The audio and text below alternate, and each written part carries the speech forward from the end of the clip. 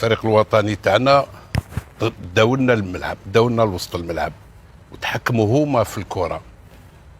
الحمد لله اللي كانت عندنا الدفاع كان قوي، عندنا الدفاع اللي قوي كان يتحمل عليه كلش، ولكن احنا كان عندنا الا اللاعب هذاك فيكتور اللي كان هو اللي اللي يدافع، بين يدير دفاع بين الوسط وبين المدافعين، ولكن الاخرين داروا الدور تاعهم، ولكن داروا الدور تاعهم كيدافعوا شويه برك، من الهجوم ما يجيبوش الزايد كي بنزيا كي بندبكه. هما الامارات لا كي تشوفهم يلعبوا كاع صحاب الوسط تقول كتله الحاجه كاع تمشي كيف ماشي قال الجهه تمشي والجهه لا. في هذه اللي هما تغلبوا علينا في هذيك. الهجوم تاعنا كي بدات المقابله عندنا 4، عندنا بولبينا على اليمين، عندنا بركان راس حربه لعب هذاك، وعندنا نقولوا بنزيه اللي في الحق هو اللي يكون قريب ليهم، وعندنا براهيمي. مده الشوط الاول تقريبا شفنا يلعب الا براهيمي، الاخرين ما تحركوش، ما داروش، ما قلقوش الاماراتيين، ما قلقوهمش، شفنا غير براهيمي اللي يقلق في هذاك. ولكن هما الامارات عندهم مدرب، انا ليا مدرب ذكي، لان عرف بلي احنا الهجوم تاعنا كاين الا براهيمي اللي يشد الكره ويراوغ ويكسر المدافعين في الكونتر بي تاعو.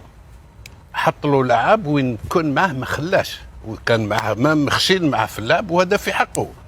ولكن الاخرين ما تحركوش، كي ما يتحركوش هاد الثلاثه وتزيد صحاب الوسط الميليو تيرا كما يقولوا اللاعبين تاع الوسط الميدان ما يلعبوش، ما يعاونوش صحابهم، ما ننجموش نديروا خطاره عليهم هما.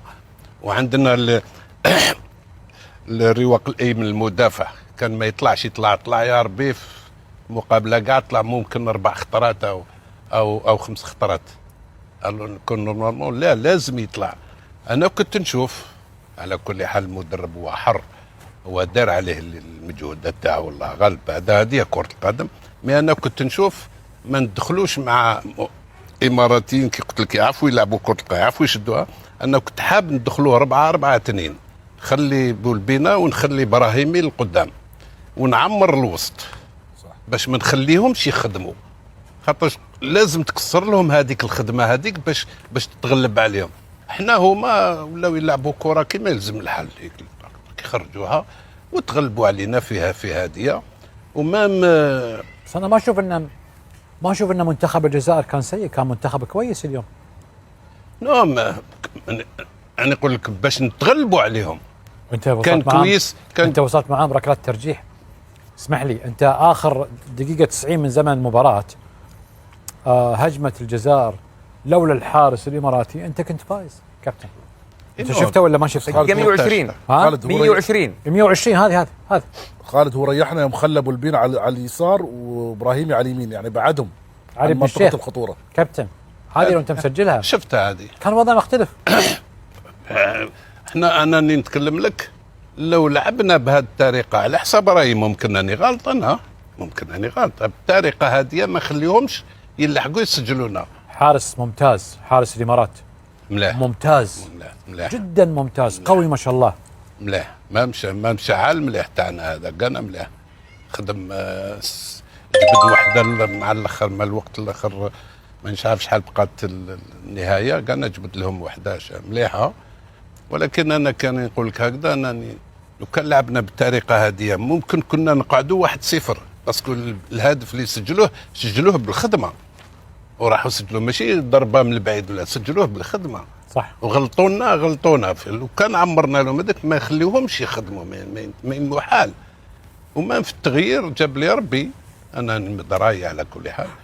كيما براهيمي مد بزاف وتعب، براهيمي في الحق ما كانش يكمل المقابله، يخرج لان تعب، خلاص اللي مد كلش اللي واش عنده، عمل كل شيء في المباراه، دار كل شيء، يخرج باش يدخل واحد اللي ينجم يكون فري صغير، ينجم يجري، ينجم يدافع، ينجم يلعب. براهيم يتعب ولا قاعد في الجهه اليسرى ويستنى الكره ويعاود يمدها. ما في التغيير تاع بندبكه بن دبكة كان يخدم دفاعيا، خرجوا دخل دراوي يحب يطلع للهجوم وهو ماهوش انسان تاع الهجوم. دراوي مليح يجري يدافع شويه يعاود يجيب الكره يمدها. انا نظن كاين غلطات، ولكن هذه كره القدم يكونوا فيها الغلط. محمد الحماري، منتخب الامارات يستحق الفوز؟ والله لا شك، يعني على العطاء اللي اليوم. لكن لو تسمح لي ابو جاسم قبل الحديث عن الامارات اتكلم عن البطوله اللي تكلم فيها حبيبنا احمد الرواس وعمار. صراحه هذه البطوله بالمستويات اللي قدموها ما شفنا مثلها ابدا، وانا اتوقع ان المستويات اللي قدموها على اقل الفرق العربيه اللي في اسيا ما قدموها حتى في تصفيات كاس العالم.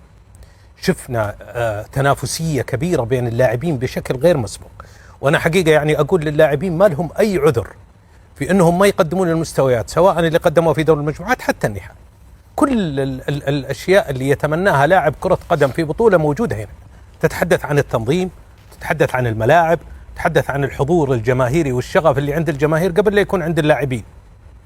هذه الاجواء هي اللي تخلق لك اللاعبين وتخلق لك اداء وتنافس كبير. علشان كذا انا اقول حقيقه اتمنى اوافق مع حبيبنا عمار، وذكرها أكثر من شخص وذكروها الجماهير والإعلاميين بشكل كبير. نتمنى إذا هذه المستويات تقام بمثل هذا الشكل ومثل هذه المحبة ومثل هذه التنافسية العالية، أتمنى أن تكون سنتين بدلا من 4 سنوات. كل سنتين تقام مثل هذه البطولة ومثل هذه الأجواء ومثل هذه التنافسية. أنا أعتقد أن كرتنا العربية يعني ستذهب إلى مكان أبعد.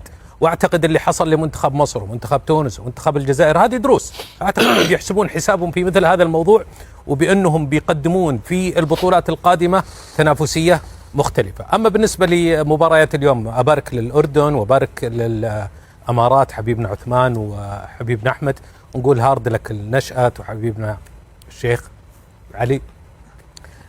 بحقيقه انا اقول من زمان يا ابو جاسم منتخب الامارات تحديدا، اعتقد انه من سنه واتفقنا على بداية البطولة أنه يقدم مستويات كبيرة ورائعة جدا، ولكن للأسف النتائج ما كانت تخدمه. حتى في تصفيات كأس العالم كانت الإمكانات الفردية للاعبين واضحة وبشكل فارق عن الجميع، ولكن للأسف أنه كان يعني نوع من الانسجام، نوع من الخبرة لدى بعض اللاعبين هو اللي خانتهم في مراحل كبيرة، سواء أمام قطر أو حتى أمام العراق.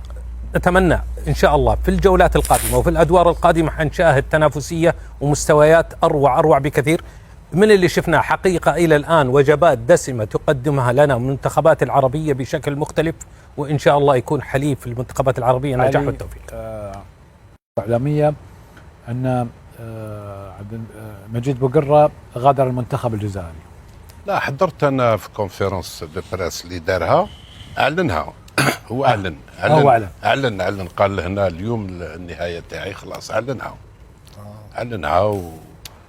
وقال لهم اللاعبين أنا نتحمل المسؤولية. اللاعبين داروا المجهودات تاعهم، كان كوريكت كما يقول. وش رايك انت؟ هل هو يعتبر قرار موفق؟ هي مشكل ماهوش دوك في المدرب يقعد او يعتقل.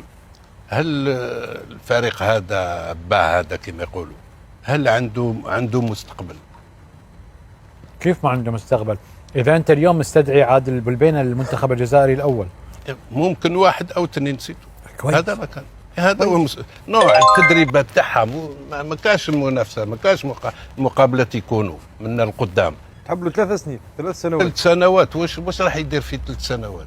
بس الاحسن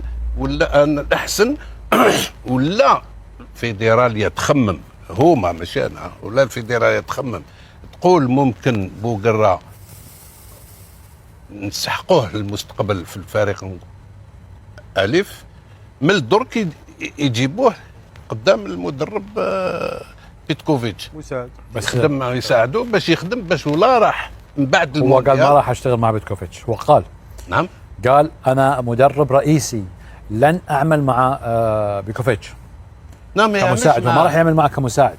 هو اعلن بقرار من قبل. نعم، قال لك انا مدرب رئيسي. وبعدين كابتن هو لعب 19 مباراه مع المنتخب الجزائري، لم يخسر ولا مباراه.